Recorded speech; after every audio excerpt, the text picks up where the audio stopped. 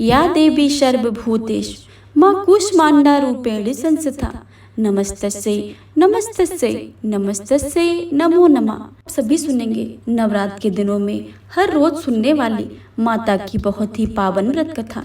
आप सभी से अनुरोध है कि कथा को सुनने से पहले कमेंट बॉक्स में जय माता दी अवश्य ही लिखें और चैनल पर नए आए हैं तो चैनल को सब्सक्राइब अवश्य कर लें ताकि आने वाली सभी वीडियो की जानकारी सबसे पहले आपके पास पहुंचे। आइए सुनते हैं नवरात्र के दिनों में रोज सुनी जाने वाली व्रत कथा। नवरात्र व्रत कथा के अनुसार एक समय बृहस्पति जी ने ब्रह्मा जी के समक्ष चैत्र अश्विन मास के शुक्ल पक्ष में पड़ने वाले नवरात्र व्रत का महात्म्य जानने की इच्छा बताई।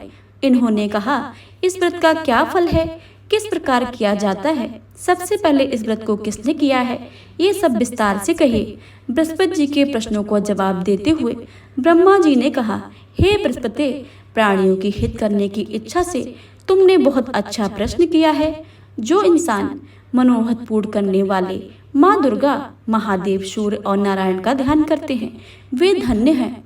यह नवरात्र व्रत संपूर्ण कामनाओं को पूर्ण करने वाला है। को करने से पुत्र चाहने वाले को पुत्र, धन चाहने वाले को धन और सुख चाहने वाले को सुख मिलता है। इस व्रत को करने से रोगी मनुष्य का रोग दूर हो जाता है, घर में समृद्धि की वृद्धि हो जाती है, बंदिया और काक बंदिया को भी पुत्र की पैदा होता है, समस्त पापों से छुटकारा मिल जाता है। जो मनुष्य इस नवरात्र व्रत को नहीं करता है वह अनेक प्रकार के दुखों को भोगता है। यदि व्रत करने वाला मनुष्य सारे दिन उपवास न कर सके तो एक समय भोजन करे और इस दिन बांधवों के सहित नवरात्र व्रत की कथा का श्रवण करे। हे बृहस्पति, जिसने पहले इस महाव्रत को किया था वह कथा मैं तुम्हें सुनाता हूँ। ब्रह्मा जी बोले, प्राचीन काल में मनोहर नगर में एक पीठक नामक नगर में एक अनाथ नामक ब्राह्मण रहता था।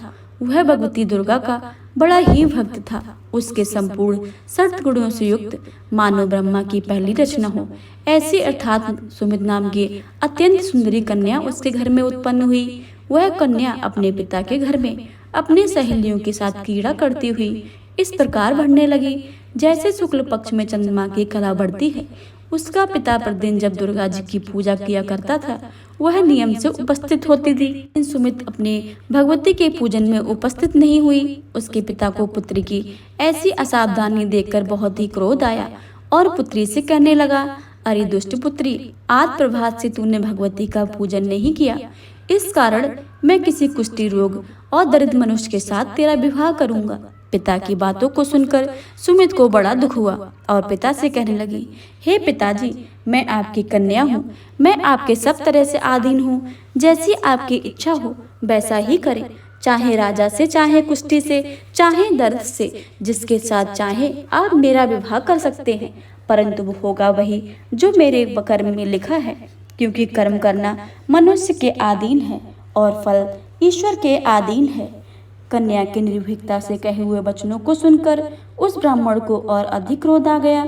उसने अपनी कन्या का विवाह एक कुष्ठी के साथ कर दिया। अत्यंत क्रोध होकर पुत्री से कहने लगा, हे पुत्री, अपने कर्म का फल भोगो। देखे केवल भाग के भरोसे रहकर क्या करती हो। पिता के ऐसे कट वचनों को सुनकर सुमित मन में विचार करने लगी, ओहो मेरा बड़ा दुर्भाग्य जिससे मुझे ऐसा पति मिला। इस तरह अपने दुखों का विचार करती हुई वह कन्या अपने पति के साथ वन को चली गई और डरावनी कुशा युक्त उस निर्जन वन में उन्होंने वह रात बड़े कष्टों से व्यतीत की। उस गरीब बालिका की ऐसी दशा को देखकर भगवती ने पूर्व पुण्य के प्रभाव से प्रकट होकर सुमित से कहा, हे दीन ब्राह्मणी, मैं तुम पर प्रसन्न हूँ, तुम जो चाहो वरदान मांग सकती हो। भगवती दुर्गा का ऐसा वचन सुनकर ब्राह्मणी ने कहा, आप कौन हैं, वह सब मुझसे कहो। ब्राह्मणी के ऐसे वचनों को सुनकर देवी ने कहा, मैं आदिशक्ति भगवती हूँ, मैं ब्रह्मा विद्या व सरस्वती हूँ। मैं प्रसन्न होने पर प्राणियों को दुख दूर करके उनको सुख प्रदान करती हूँ। हे ब्राह्मणी, मैं तुझे तेरे पूर्व जन्म के पुण्य से प्रभाव से प्रसन्न हूँ। मैं तुम्हारे पूर्व जन्म का वृतांत सुनाती हूँ। तू पूर्व जन्म में निषाद भील की स्त्री थी और अति पतिव्रता थी। एक दिन तेरे पति निषाद ने चोरी की। चोरी करने के कारण तुम दोनों को सिपाहियों ने पकड़ लिया और ले जाकर जेल खाने में कैद कर लिया। उन लोगों ने तुझको व तेरे पति को भोजन भी नहीं दिया। इस प्रकार नवरात्र के दिनों में न तुमने कुछ खाया और न जल ही पिया। इस प्रकार 9 दिन का व्रत पूर्ण हो गया। हे ब्राह्मणी, उन दिनों में जो व्रत हुआ है, इस व्रत के प्रभाव से प्रसन्न होकर मैं तुम्हें मनवांछित वर दे रही हूँ। तुम्हारी जो इच्छा हो सो मांग सकती हो।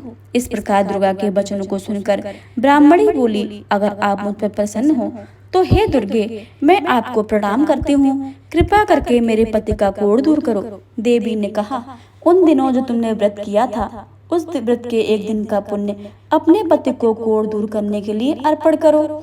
उसके पुण्य से तेरे पति कोढ़ से रहित सोने समान शरीर वाला हो जाएगा। देवी के वचनों को सुनकर वह ब्राह्मणी बहुत प्रसन्न हुई। पति को निरोग करने की इच्छा से जब उसने तथास्तु ऐसा वचन कहा, तब उसके पति का शरीर भगवती दुर्गा की कृपा से कुष्ठहीन होकर अति कांतिमय हो गया।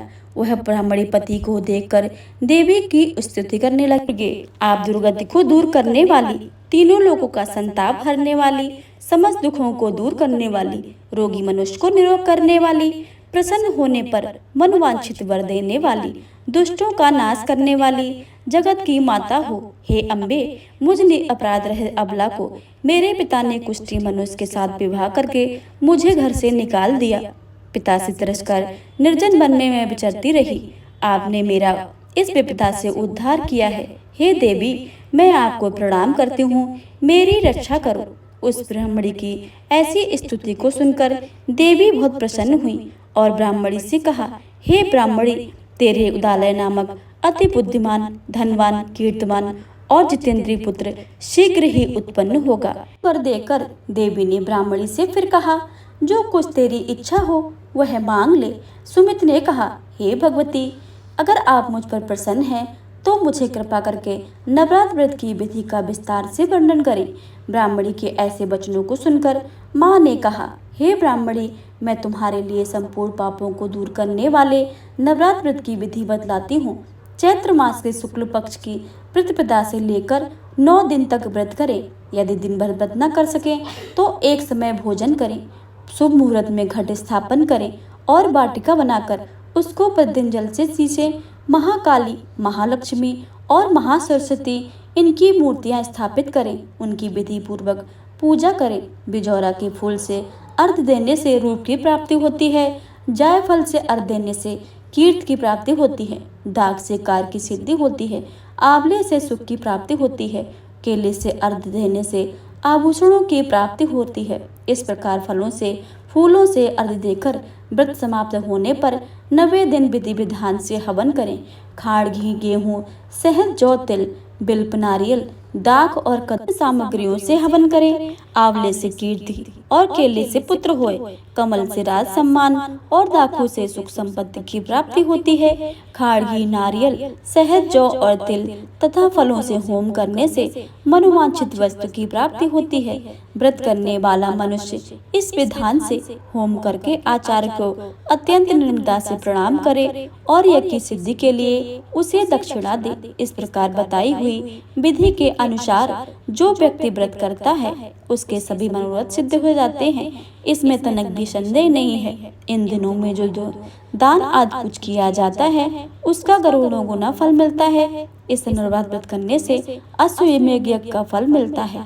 हे ब्राह्मणी, इस संपूर्ण कामनाओं को पूर्ण करने वाले उत्तम व्रत को तीर्थ, मंदिर अथवा घर में ही विधि के अनुसार करें। ब्रह्मा जी बोले, इस प्रकार ब्राह्मणी को नवरात्र व्रत की विधि बताकर दुर्गा देवी अंतर ध्यान हो गई। जो मनुष्य या स्त्री इस व्रत को भक्ति पूर्वक करता है वह इस लोक में सुख पाकर अंत में मोक्ष को प्राप्त करता है।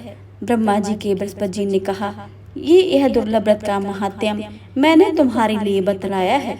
ऐसा सुनकर बृहस्पति जी आनंद के कारण रोमांचित हो गए और कहने लगे, हे ब्रह्मा जी, आपने मुझ पर अति कृपा की जो आपने इस महात्म्य को सुनाया है। ब्रह्मा जी बोले, हे बृहस्पति, यह भगवती संपूर्ण लोगों का पालन करने वाली इस महादेवी के प्रभाव को कौन नहीं जान सकता है। से बोलिए भगवती देवी की जय, दुर्गा माता की जय। यह थी नवरात्र के दिनों में रोज सुने जाने वाली व्रत कथा। अब आप सभी सुनेंगे दुर्गा चालीसा का पाठ। हे अम्बे जगपालिनी, करो विनय हर बार, सकल दुख होए दूर मम, सुनियो माते पुकार। नमो नमो दुर्गे सुख करनी, नमो नमो अम्बे दुख हरनी। निरंकार है ज्योति तुम्हारी, तिहु लोक फैली उजियारी। ससिल लाट मुख महाविशाला, नेत्र लाल विकटी विकराला। रूप माति को अधिक सुहावे, दरस करत जन अति सुख पावे। तुम संसार शक्ति लह कीना, पालन हेतु अन्य धन दीना। अन्नपूर्णा हुई जगपाला, तुम ही आदि सुंदरी वाला। प्रलय काल सब नासनहारी, तुम गौरी शिव शंकर प्यारी। शिव योगी तुम रहे गुण गामे, ब्रह्मा विष्णु तुम्हें नित्य ध्यान में। रूप सरस्वती को तुम धारा, दे सुभद्र ऋषि मुनि ने उबारा। धरा रूप नरसिंह को अम्बा, प्रगट भई फाड़ कर खम्बा। रक्षा कर प्रहलाद बचायो, हिरणाकश को स्वर्ग पठायो। लक्ष्मी रूप धरो जग माही, श्री नारायण अंग समाही। क्षीर सिंधु में करत बिलासा, दया सिंधु दीजे मन आशा। हिंगलाज में तुम ही भवानी, महिमा अमित न जात बखानी। मातंगी धूमावती माता, भुवनेश्वर बंगला सुखदाता। श्री भैरव तारक जगतारिणी, छिन्न भाल भव दुख निवारणी। के हर वाहन सोए भवानी, लांगुर वीर चलत अगवानी। कर में खर पर खड़ग बिराजे, जाको देख काल डर भाजे। सोहे अस्त्र और त्रिशूला, जाते उठत शत्रु शूला। नगर कोट में तुम ही विराजत, तीन लोक में डंका बाजत। शुंभ निशुंभ दानव तुम मारे, रक्त बीज संगन संघारे। महिषासुर नृप अति अभिमानी, जय अगधार मही अकुलानी। रूप कलार काली को धारा, सैन्य सहित तुम तिह संघारा। परी भीड़ संतन पर जब जब, भई सहाय मात तुम तब तब। अमरपुरी औरो सब लोका, जब महिमा सब रहे अशोका। ज्वाला में है ज्योत तुम्हारी, तुम्हें सदा पूजे नर नारी। भक्त से जो यश गावे, दुख दरिद्र निकट नहीं आवे। ध्यावे जो तुर मन रहिलाई, जन्म मरणता को छुट जाई। जोगी सुर मुन कहते पुकारी, योग नहीं बिन संगति तुम्हारी। शंकर आचार्य तप कीनो, कामन क्रोध जीत सब लीनो। निस दिन ध्यान धरो शंकर को, काहू काल नहीं सुमरो तुमको। सक्त रूप मर मर पायो, सक्त गई तब मन पछतायो। शरणागत हो कीर्त बखानी, जय जय जय जगदम्ब भवानी। भई प्रसन्न आदि जगदम्बा, दई शक्ति ना कीन्य विलंबा। मोको माते कष्ट अति घेरो, तुम बिन कौन हरे दुख मेरो। आशा तृष्णा निपट सतावे, रिप मूरख मोय अति डर पावे। शत्रुनाश की जय महारानी, सुमरे एक चित तुम्हें भवानी। करो कृपा हे मात दयाला, रिद्धि सिद्धि में करो निहाला। जब लिख जीऊँ दया फल पाऊँ, तुमरो जस मैं सदा सुनाऊँ। दुर्गा चालीसा जो गावे, सब सुख भोग परम पद पावे। देवी दास शरण निज जानी, करूँ कृपा जगदम्ब भवानी। शरणागत रक्षा करे, भरत रहे निशंक।